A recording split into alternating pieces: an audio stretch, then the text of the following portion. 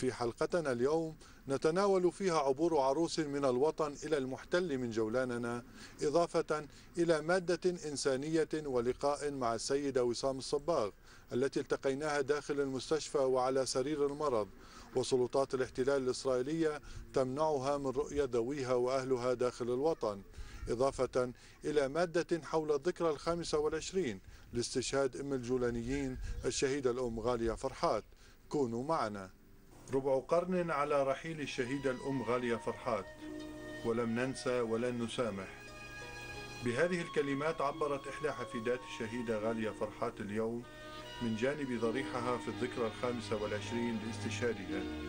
أتقدم في هذا اليوم من شعبنا المناضل في سوريا وفي هضبة الجولان بالتبريك بهذا اليوم المبارك، حيث سقطت أول شهيدة في معركة حقيقية، الشهيدة الغالية غالية فرحات، وحيث كنت أنا شاهد عيان في هذه المعركة، وكانت معركة حقيقية بكل ما للكلمة من معنى، حيث كانت التحام حقيقي مع جيش الاستعمار الإسرائيلي، حيث سقطت الشهيدة ورأيتها بالضبط في اللحظة التي سقطت فيها، حيث كانت كل أفراد شعبنا في هضبة الجولان تتصدى لهذا العدو، حيث حاول أن يقمع ويفشل مظاهرة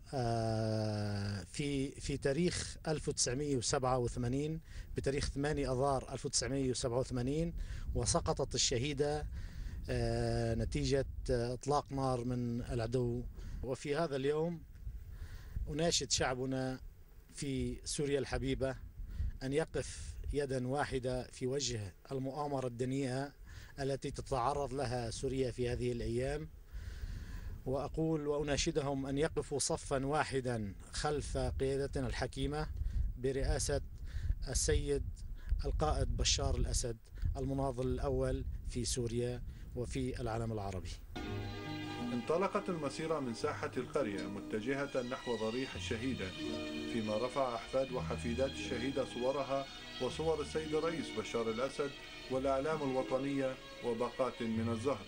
وعند الوصول إلى الضريح قام المحتشدون بقراءة الفاتحة على أرواح شهداء الوطن ووضع إكليل من الورد على ضريح الشهيدة، فيما ألقت إحدى حفيدات الشهيدة كلمة أكدت فيها السير على خطى شهيدة الجولان في سبيل تحريره، معاهدة الوطن وشعبنا، وعلى رأسهم السيد الرئيس بشار الأسد بالوقوف خلف قيادته الحكيمة ومترحمة على أرواح شهدائنا الأبرار، ليختتم الاحتفال بعدها بالنشيد العربي السوري حماة الديار.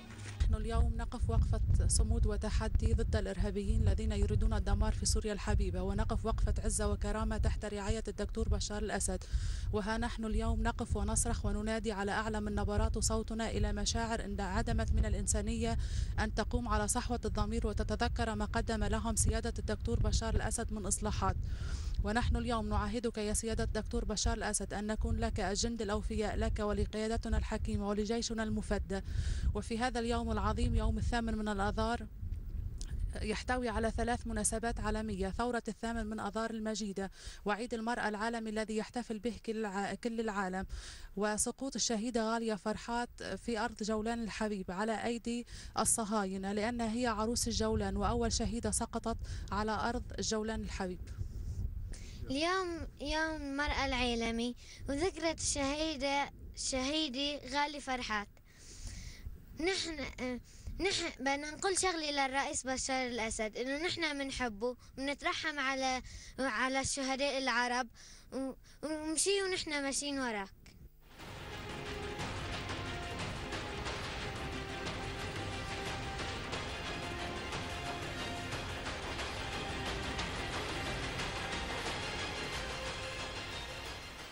وسام الصباغ، عروسا جولانية عبرت إلى المحتل من جولاننا قبل 13 عاما، وعاشت معاناة الاحتلال ومأساة الفراق والموت، وآخرها كان منعها من زيارة أهلها رغم وضعها الصحي الصعب الذي أدخلها إلى المستشفى، حيث عادت مباشرة من معبر القنيطرة إلى المستشفى بعد إصابتها بانهيار عصبي.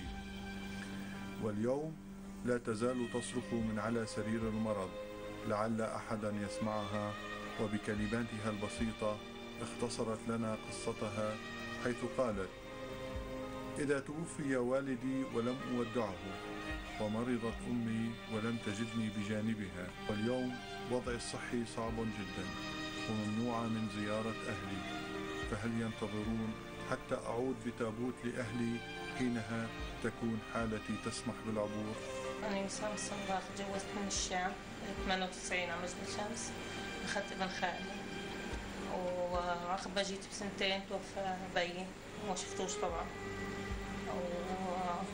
صار عندنا حالات، وتجوز خيي ما حضرتش، صار عنده ولد، يعني لا بعرف مرته لا بعرف ابنه، رحنا طبعا 3 أيام السنة الماضية، وعم بيصير أفراح وأتراح، ولا عم نخبر هيك ولا عم نخبر هيك، كله على طول في غصة ومغصة بحياتنا، واللي زاد وغطى بعد 14 سنة تقريبا إني سخنت، وقدمت طلبات لروح أشوف أهلي وتعالج عند أهلي، وما صحتش ما قدرتش. في ناس راحت وحاولت كثير إني أروح، وقدمت وعملت اللي مقدش فيه إني أروح أتعالج عند أهلي، ما صح لي. بدي أروح أتعالج عند أهلي، وأنا حقي أروح أتعالج عند أهلي يكون عند أهلي، وبديش أتعالج هون، وما أجانيش روحة، ما قالوليش فيك روحة، راحوا صبايا مشان التأجير بأهله، بس أنا بدي أروح لعند أهلي وأتعالج عند أهلي، هذا حق إلي، أقل حقوقي يعني. ورجعت انتكست عقب ما راحوا فت على المستشفى، وبعد من المستشفى نتيجة بعد ما شعب يعرف، وصلي من أول شهر 10 يعني عم بسخن، وبيجي على المستشفى وبطلع، وبعد ما عندوش نتيجة شو مرضي بالضبط بعد ما بيعرفوا، وأنا لأجل هيك ما عادش قادرة، يعني حالتي النفسية كتير تعبت، وبحاجة لأهلي، بحاجة إنه يكون حد أهلي بهالوضع، وبدي أتعالج عند أهلي يعني، وهون مش عم بستفيد.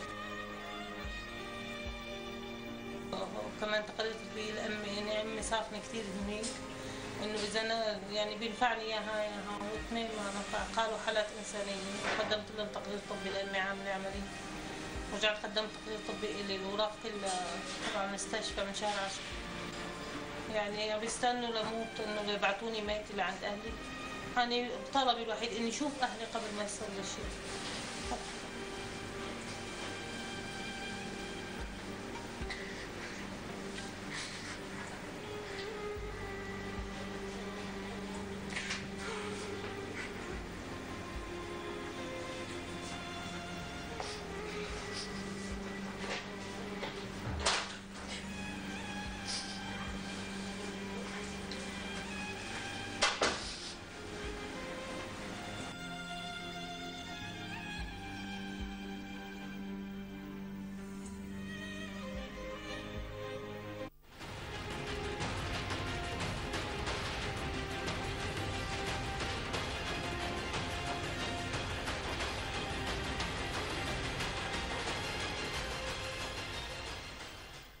الدموع كانت الحاضر الوحيد في عيد الأم بالجولان العربي السوري المحتل، الذي له طعمه الخاص الممزوج بالحزن والفرح معا.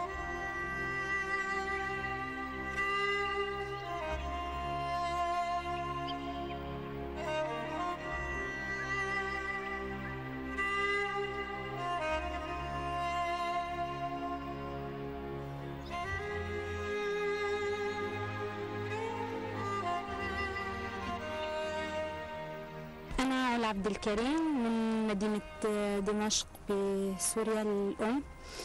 تزوجت على قرية الغجر بسنة 2003 لابن عمي إسماعيل سلمان. حبيت والظروف سمحت لي هاي السنة إنه عايد أهلي بعيد الأم، إلا لأمي كل عام وأنت بخير.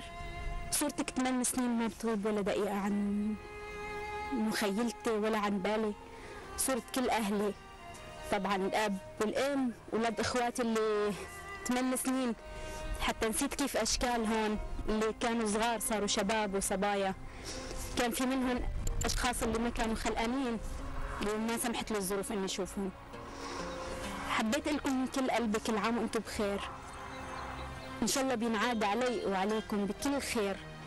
إن شاء الله الظروف بتكون سنة الجاي أفضل وأحسن. وبعيد عندكم بحضنكم بحضن الشام. إن شاء الله يعيدوا على الجميع ونشم ريحة الشام ونلبس تراب الشام وكون بحضنك يا أمي سنين اشتياق.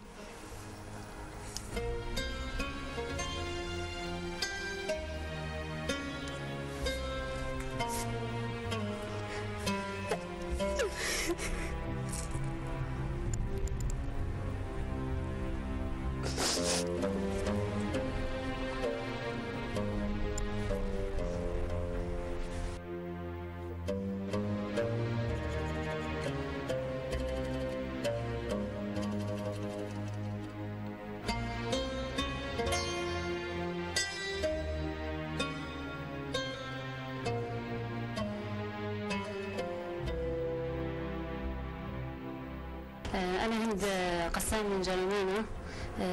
تزوجت من خالي صخر شعلان بعام قنية وإلي هون من 98. بهاليوم هذا بعيد الأم بحب أعيد على أمي وأقول لك كل عام وأنت بخير، وإن شاء الله يوصلك معيدتي وجزء بسيط من اللي قدمتي لنا إياه واللي ما حسينا فيه إلا بعد ما أنجبنا وصار عندنا أولاد. بتمنى انه العيد الجاي نكون معك وبين اخواتي عم نعايدك. فريدة شمس، طلعنا ب67 القنيطرة، سكننا بالسويدة. 79 راح زوجي على المعطلات على الشام، تزوجنا راح هو بال77. 79 جيت أنا هون عروس، أول عروس بجاني على الجولان. طبعا ما شفتش أهلي أبدا ولا عيطت عليهم ولا شيء. عايد عليهم فرصة أنا عايد على أمي، أول سنة بعيد عليها. الله كل عام وأنت بخير، خاصة السنة عم تمرض هي كثير قلبي عندي. ولادي كمان بالشنة بتعلم كمان بعيد عليهم، بنتي وابني. نحن اليوم مجتمعين الصبايا بمناسبة عيد الأم لنعيد أمياتنا، وبقول لأمي كل عام وأنت بخير، وكل أميات الجولان وسوريا والوطن العربي كله، وإن شاء الله كل سنة بنعيد على الجميع بخير، وسنة الجاي نعيد عند أهلنا وعند أمنا، نعيد أمنا كلنا سوا. اسمي ريما العقباني. تجوزت قبل 15 سنة من جرمانة على مجد الشمس بالجولان. أخذت ابن عمي، صار عندي 4 أولاد، وبتمنى لو شي سنة من 15 سنة لليوم إني شي عيد عيدها كون قاعدة أنا وياها، عيدها بوجه لوجه، أقعد معها بفرح بكره. نحن كثير منغصين بفرحنا أو بكرهنا، حتى لا الفرحة عنا فرحة بتكمل فيها نغصة كبير كثير، لا حتى الحزن والزعل منغص عنا. لا إذا مات حدا فينا نكون موجودين نزعل معهم، لا بفرحنا فينا نفرح معهم، حتى زعلانين ومنغصين بأحلى لحظات. من الجولان الذي يتوق لضمة من الأم الغالية سوريا، وإلى ياسمينة دمشقية ليزرعها بأرضه الطاهرة التي رويت بدماء الشهداء وعرق الفلاحين ودموع الأمهات. ننتقل إليك زميل علي في دمشق. تحياتي لك زميل عطا فرحات في الجولان السوري المحتل، وكل عام وألف خير إلى أمهاتنا في المحتل، من جولاننا إلى أمهات الأسرى، إلى أمهات الشهداء، إلى كل عروس جولانية عبرت من وإلى الجولان المحتل لتؤكد أن الجولان عائد إلى السيادة الوطنية. بالتأكيد من خلال ما رصدته كاميرا التلفزيون العربي السوري هنا لأمهات كثر، أمهات عبرنا إلى أرض الوطن بعد أن فارقنا أحد أفراد الأسرة، سواء الشقيق أو الأب أو الأم. نعم، إنها مأساة جولانية. ما تزال القوى الغربية وما تسمي نفسها حقوق الإنسان من منظمات وهيئات دولية تغض الطرف على هذه الانتهاكات وعلى ممارسات الاحتلال الإسرائيلي. ابقوا معنا في هذه المادة الموسعة.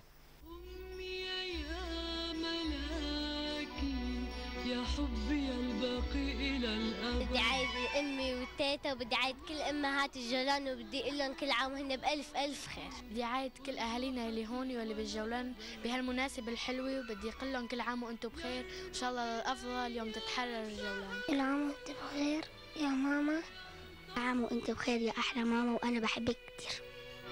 أمي وأنت زهر في عطره أضيء. كتير يا ماما، كل عام وأنت بخير. أمي أحلى الأمهات، كل عام وأنت بخير. يا ست أم الحبايب، كل عام وأنت بخير. ولا تزل يداك أرجوحتي ولا أزل ولد.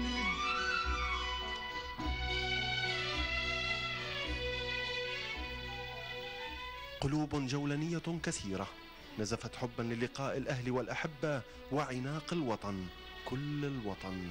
قلوب تاهت ما بين الأرقام وشريط الذكريات، ذكريات للبيت العتيق وللأم التي رحلت دون إلقاء نظرة الوداع الأخيرة، وللأحفاد الذين ذرفوا الدموع على أكتاف الأمهات، أمهات أبعدتها بنادق المحتلين وحقول ألغامهم عن لقاء يتيم، لقاء واحد مع الأبناء.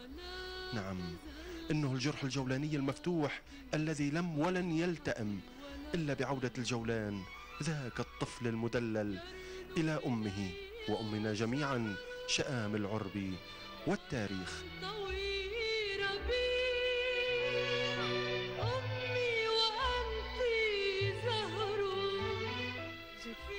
والدي توفى قبل شهر، نحن بنعاني من ظروف كتير صعبة، لا بنحضر بفرح أهلنا ولا بنحضر بكرههم، وبدنا كثير نحاول لحتى نقدر نجي ونشوفهم، وجينا هيك يعني بهالظروف هيك. نتأمل يعم السلام ويهدى بال هالوطن ويصير وطننا بخير، وإن شاء الله كل الناس تصير كلها بخير، وفيش حاجة لأنه نحن نتقاتل الأخوة ببعضنا مشان شغلات تافهة. كل نقطة دمعة بتنزل بهالوطن ملهاش عاوز كان، وحرام كثير، فيش شي بيستاهل إنه نحن الإنسان يقتل أخوه الإنسان مشان نحن كلنا أخوة وكلنا أهل، ولازم كلنا نكون ضد الناس اللي بتعادينا، مش نحن نقاتل بعضنا. وبتأمل يا عم السلام بكل هالوطن وكلنا نعيش بخير وسلام. أنت حنان أمك وأبوك يعني اثنين رحلوا والاحتلال لم يسمح لك، صعب عليك؟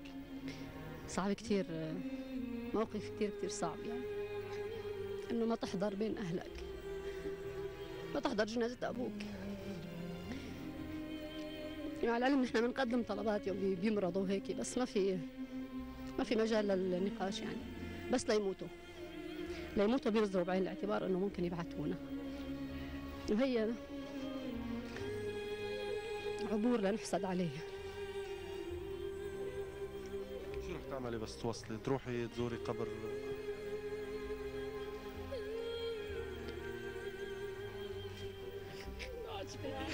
شو نفهم؟ اللي جاي من شانه راح، الله يخلي لي اخواتي، وإن شاء الله بنصير نجي بظروف أحسن، ويخلي لنا الوطن يا رب قد ما بتتصور. صعب توصف شو جواتك.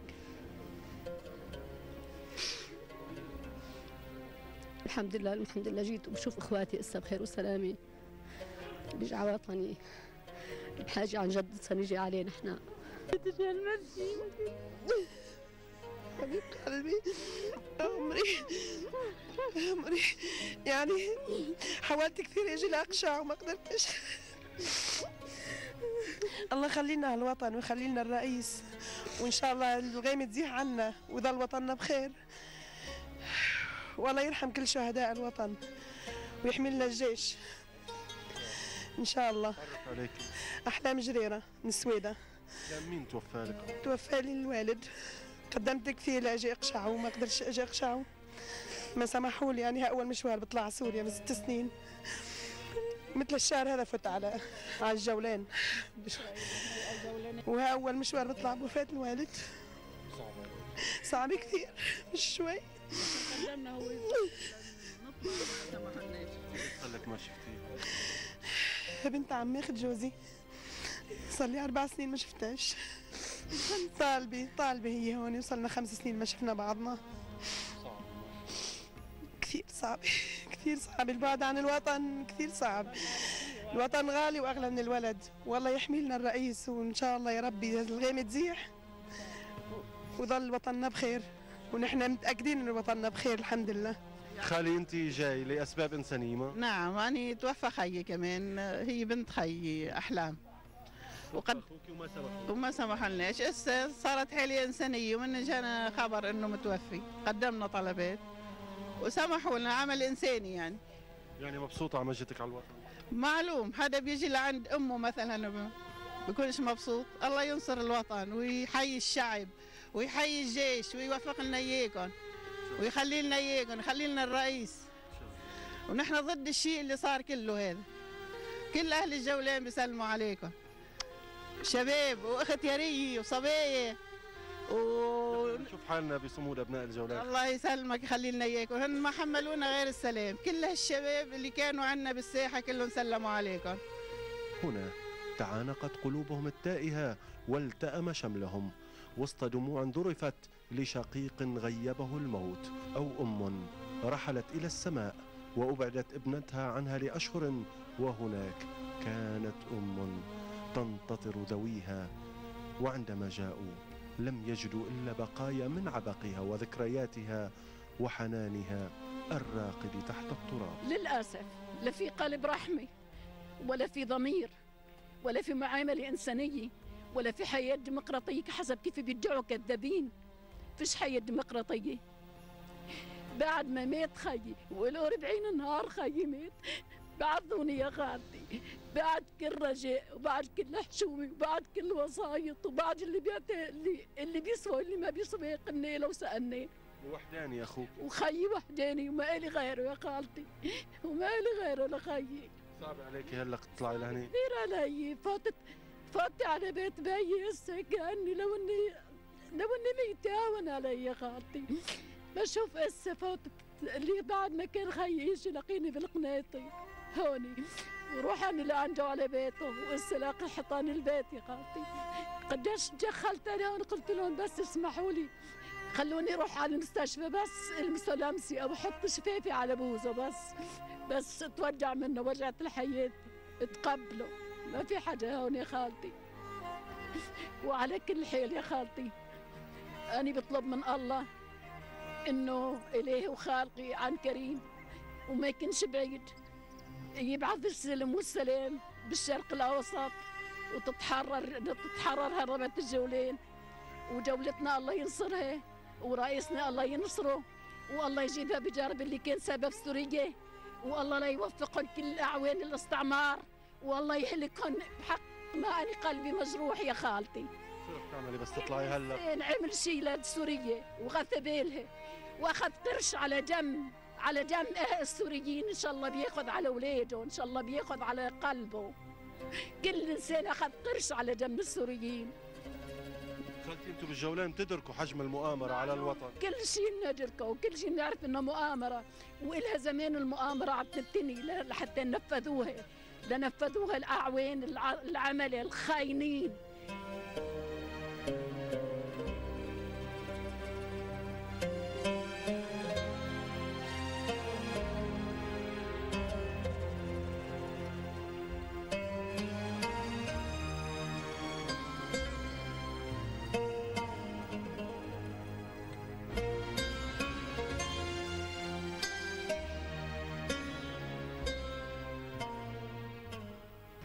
نعم، شمس الصيف ليست أحر من نار الحنين والشوق المتقد للأهل وللأمهات وللتراب والماء وللأرض الحبيبة، أرض الجولان التي تعلن صباح مساء أن الجولان المحتل عائد.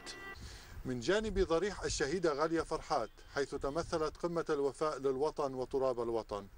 لكم تحيات محدثكم عطا فرحات وفريق العمل عامر شوكت في الإخراج وعلي الأعور في الإعداد. دمتم ودامت سوريا بألف خير.